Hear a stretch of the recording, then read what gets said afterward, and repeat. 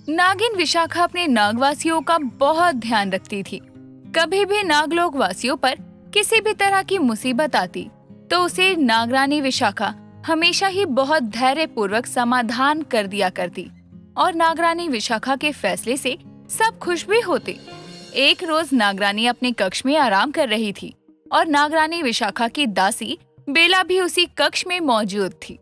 नागरानी जी, आपको पता भी है आजकल नागलोक में क्या क्या चल रहा है? हम तो नागरानी हैं, हम तक तो किसी न किसी तरह नागलोक की बातें पहुंच ही जाती हैं। हाँ, ये तो है नागरानी जी, लेकिन ये खबर आपको मेरे अलावा कोई भी नहीं बता सकता। अच्छा, ऐसी कौन सी खबर है जिसके बारे में अब तक मुझे मालूम नहीं है? जरा मैं भी तो सुनूं। अरे नागरानी जी, ये मेरी आंखों देखा हाल है। कल जब मैं बगीचे में आपके फलहार के लिए फल लाने पहुंची तो मैंने नागिन प्रथा को रोते हुए देखा। और पता है आपको नागिन प्रथा के पीछे कौन था? नहीं, बताओ कि कौन था और वो क्यों रो रही थी? वो रो क्यों रही थी, इसके पीछे के राज के बारे में तो मुझे भी नहीं पता, लेकिन सच तो ये है नागरानी जी, जरूर नागिन प्रथा और नाग विसर्ग का प्रेम संबंध है। ये आप किस आधार पर कह रही हैं दासी बेला? क्या ये उन्होंने आपको खुद बताया? नहीं नहीं नागरानी जी, आप ही कैसी बात कर रही हैं? भला वो मुझे अपने प्रेम संबंध के बारे में क्यों ही बताएंगे? बात तो आपकी ठीक है दासी बेला, लेकिन ये कहना भी तो गलत नहीं है ना कि आप बिना कुछ जाने ही किसी का नाम किसी से जोड़ रही हैं। नागरानी जी देखिएगा, आप भी कुछ समय बाद ही उनके प्रेम संबंध के बारे में ही सुनेंगी। चलिए, ये तो अच्छी बात है ना कि प्रथा भी अपना जीवन साथी नाग विसर्ग को चुन चुकी है। और वैसे विसर्ग नाग के बारे में मैंने आज तक किसी तरह की बातें नहीं सुनी है। नागरानी जी, मैंने कब कहा कि ये बुरी बात है? मुझे तो जो बुरा लगा वो है नागिन प्रथा को परेशान देखना और उन्हें रोते हुए देखना। नागरानी विशाखा को अपने नागलोक की हमेशा ही चिंता सताया करती। अब नागरानी को जब उनकी दासी बेला नागिन प्रथा के बारे में बताती है तो वो थोड़ी परेशान हो जाती है। लेकिन इधर सच क्या था, ये तो नाग विसर्ग और नागिन प्रथा को ही पता था। अब नागरानी प्रथा को अपने नाग महल में आने का संदेशा भिजवाती है। नागरानी जी को मेरा प्रणाम स्वीकार हो। नागरानी जी, मुझे संदेशा मिला था कि आपने मुझे बुलाया है। हाँ नागिन प्रथा, नागरानी जी ने तुम्हें यहाँ आने के लिए संदेशा भिजवाया था। नागरानी जी, मुझसे कोई गलती हुई है क्या? आपने मुझे यहाँ इतनी जल्दी आने के लिए क्यों कहा? नागिन प्रथा, ऐसी कोई बात नहीं है, हमने तो आपको बस आपके हाल चाल लेने के लिए यहाँ बुलाया है। नागरानी जी, मैं समझी नहीं, आप क्या कह रही हैं? नागरानी जी कहना चाह रही हैं कि क्या हाल चाल है, क्या चल रहा है तुम्हारी जिंदगी में? नागरानी जी, मैं तो ठीक हूँ और मेरी जिंदगी में भी सब कुछ अच्छा चल रहा है। हाँ, इतनी खबर तो हमारे सेवकों को भी रहती है कि कौन कैसा है, किसने आज क्या खाया और क्या बचाया है। तो आप मुझसे जानना क्या चाहती हैं? अभी तो आपने कहा कि मुझे यहाँ हालचाल के लिए बुलाया था। देखो नागिन प्रथा, मुझे तो घुमा फिरा के बोलने की आदत नहीं है, मैं सीधे सीधे मुद्दे पर आती हूँ। वो हमने तुम्हें यहाँ इसलिए। नागिन प्रथा, आप तो जानती है दासी बेला को कुछ ज्यादा ही बोलने की आदत है। मैं आपको बताती हूँ आखिर हुआ क्या है। जी नागरानी जी, कहिए ना, आप मुझसे क्या जानना चाहती हैं? नागरानी विशाखा तो नागिन प्रथा को अपनी नाग महल में दासी बेला की बातों पर बुलाती है और नागरानी विशाखा नागिन प्रथा से उसके साथ क्या कुछ गलत हो रहा है ये जानने की कोशिश में थी। नागिन प्रथा, मैंने सुना है आप बहुत परेशान हैं और आपको कुछ ही दिनों पहले हमारे महल के सेवकों ने रोते हुए और परेशान देखा, तो ये खबर मुझ तक आई। नागरानी को बोलना था ना कि ये सब मैंने बताया है, तभी तो नागलोक वासियों को भी पता चलता कि जो खबर किसी के पास नहीं रहती वो खबर नागरानी की सबसे चहेती दासी बेला के पास होती है। हाँ नागरानी जी, मैं थोड़ा परेशान चल रही हूँ, लेकिन मुझे इस परेशानी से खुद ही निपटना होगा। आप इसमें चाहकर भी कोई मदद नहीं कर सकती हैं।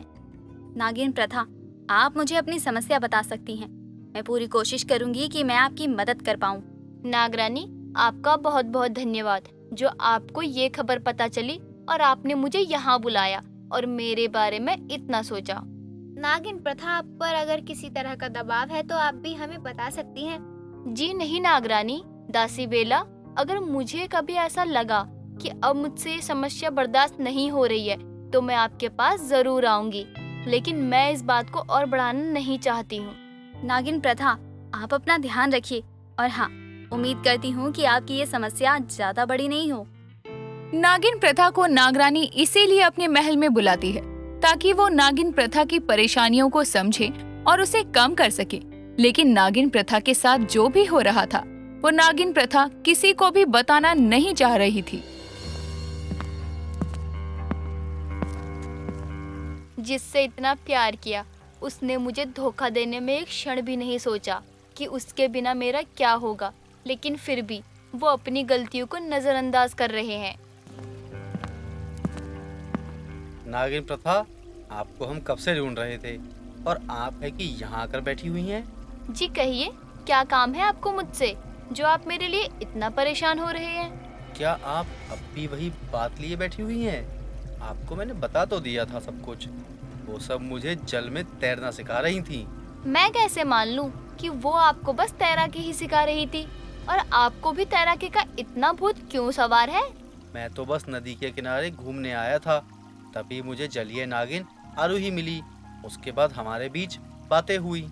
और आप दोनों के बीच हुई बातें आप दोनों के बीच के नजदीकों को बढ़ाने का काम कर गई। क्यों, सही कहा ना मैंने? जी नहीं नागिन प्रथा, आपको अचानक देखकर ऐसा लगा होगा। आप मुझे भी तो समझने की कोशिश कीजिए ना। इस बार तो मैं आपकी बातों को मान लेती हूँ, लेकिन अगली बार मुझे थोड़ा भी शक हुआ तो आप मुझे खो दोगे। नागलोक का नाग विसर्ग, जो कि नागिन प्रथा से प्यार करता था, उसकी कुछ ही समय पहले जलीय नागिन आरूही से मुलाकात हुई थी और नाग विसर्ग भी जलीय नागिन पर अपना दिल हार बैठा था। अभी तो ये शुरुआत है, आगे आगे देखो होता है क्या। नाग विसर्ग का किसी एक नागिन के साथ प्रेम संबंध नहीं था, वो कई सारी नागिनों को धोखा दे रहा था। अब अगले दिन दासी प्रथा बगीचे में नागरानी के लिए फल तोड़ रही थी, तभी दासी बेला के कानों में आवाजें आती हैं। नागिन नैना, ये आप क्या कह रही हैं? ये सच नहीं हो सकता है। ये बच्चा मेरा तो हो ही नहीं सकता। अरे, ये आप क्या कह रहे हैं? ये आप सही नहीं कर रहे हैं। अगर इसे आपने नहीं अपनाया तो मैं नागलोक वासियों को क्या जवाब दूंगी कि ये किसका है? ये मेरा हो ही नहीं सकता नागिन नैना, आप मेरी बात समझने की कोशिश कीजिए। ये मैं क्या सुन रही हूँ?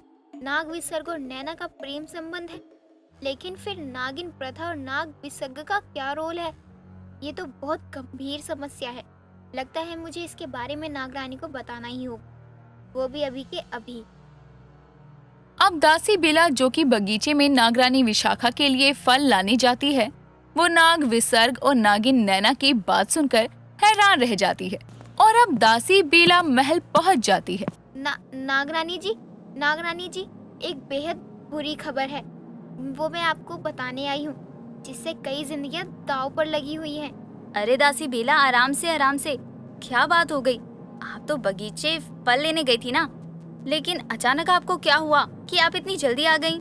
नागरानी जी, क्या बताऊं, मैंने जो अपनी आंखों से देखा और सुना, उसे सुनने के बाद तो मैं दंग ही रह गई कि ऐसा कैसे हो सकता है।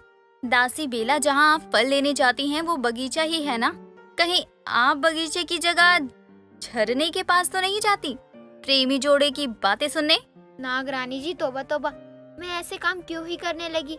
सच तो ये है कि मैंने जो कुछ भी देखा, अगर आपने उस पर कोई भी सख्त कार्रवाई नहीं की तो कई जिंदगियां बर्बाद हो सकती हैं। मैं इस गंभीर समस्या को जल्द से जल्द सुलझाने की कोशिश करूंगी, लेकिन मुद्दा है क्या, पहले ये तो बताइए दासी बेला। नागरानी जी, हर दिन की तरह आज भी जब मैं बगीचे में पहुंची और आपके लिए ताजे मीठे फल तोड़ने लगी, तभी मेरे कानों तक नाग विसर्ग और नागिन नैना का वार्तालाप कुछ मुझे सुनाई दिया। बताइए दासी बेला, क्या सुना है आपने? नागरानी जी, नाग विसर्ग नागिन प्रथा को धोखा दे रहा है, तभी वो इतनी परेशान है। नागिन नैना नाग विसर्ग के बच्चे की माँ बनने वाली है, लेकिन नाग विसर्ग है कि जो उस बच्चे को अपनाने से इनकार कर रहे हैं। ये क्या कह रही हैं आप? और इतना बड़ा अपराध करने से पहले नाग विसर्ग को सोचना चाहिए था। इस दंडनीय अपराध के लिए नाग विसर्ग को हम कड़ी से कड़ी सजा देंगे, बस एक बार ये अपराध सिद्ध हो जाए। नागरानी विशाखा को जब ये बात पता चलती है तो नागिन प्रथा नागिन नैना के साथ नाग विसर्ग भी नाग महल में उपस्थित होते हैं आप लोगों को ये बताने की जरूरत नहीं है कि आप सभी को यहाँ क्यों बुलाया गया है।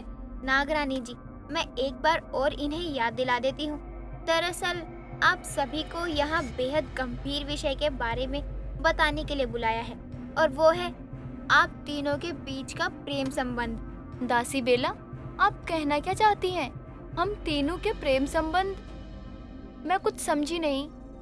अब नागरानी तीनों के बीच में उलझनों को सामने लाती है और प्रथा और नैना इस बात से अनजान थी और विसर्ग को तो सब पता था। इसका मतलब आपने मेरी 2 सौतन बना रखी है, तब भी आप मुझे सिर्फ अच्छे होने का दिखावा कर रहे हैं। नाग विसर्ग, आपसे ऐसी उम्मीद नहीं थी। नागरानी, अब आप ही फैसला कीजिए।